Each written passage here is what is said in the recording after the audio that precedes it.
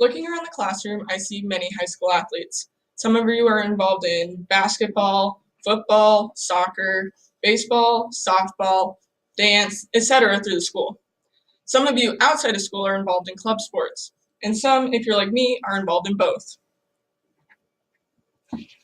Though most of us find many differences between these sports, there is one common similarity that they all share: their competitive nature. With competitive sports comes an onslaught of highly debated subtopics, such as why are they just so beneficial that we all need to be involved in them? Some parents argue that sports participation should be valued and rewarded over individual athletic achievement, and that competition negatively affects their children. However, these claims can be easily batted away by the many benefits that accompany competitive sports. These include physiological, psychological, and social benefits, which we will individually touch on in our game plan. It's no unknown fact that getting active in sports coincides with healthier individuals, according to Healthline. However, how are competitive sports so much better than non-competitive sports or just regular exercise? Surprisingly enough, a correlation can be seen. According to a study done by the Center for Disease Control, students involved in the rigor of high-level physical activity, such as that seen in competitive sports, are shown to be less likely to be at risk of heart disease, cholesterol, and diabetes.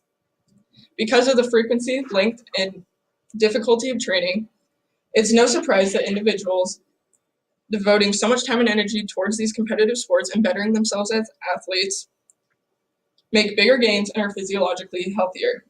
According to organicfacts.net, other physiological benefits include better weight management, stronger immunity, and bones.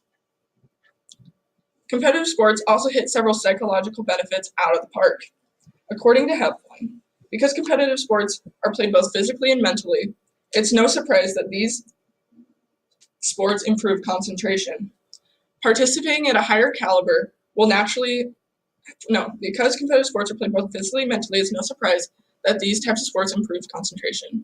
Performing these sports at a higher caliber will naturally tucker you out a bit more. However, this isn't a bad thing, as competitive sports have shown to promote healthy sleep habits, which we can all admit we need a little more of.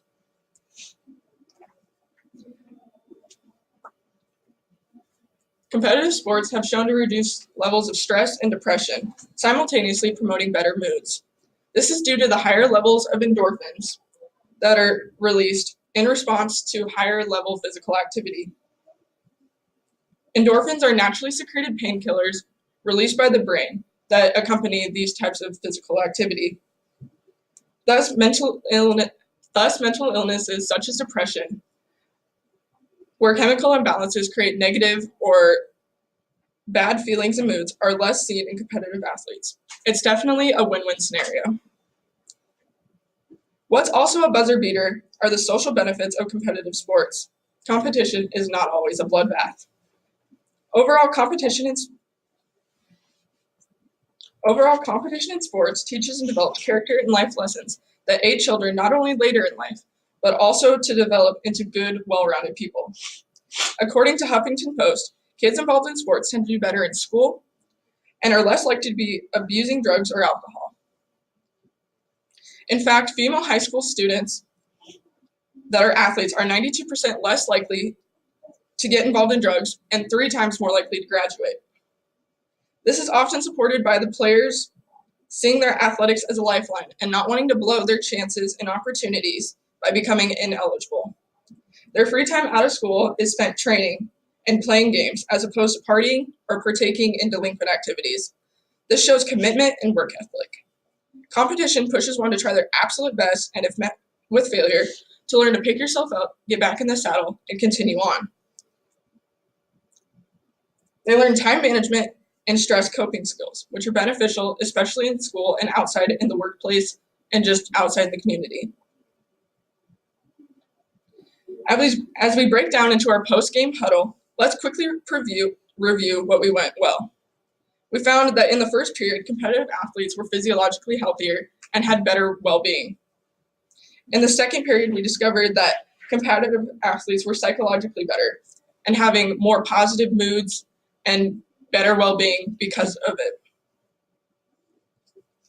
Though the third period caught us off guard with the massing number of social benefits of competitive sports, such as gaining character and learning life lessons, we were able to regroup and decide how we were going to finish the game.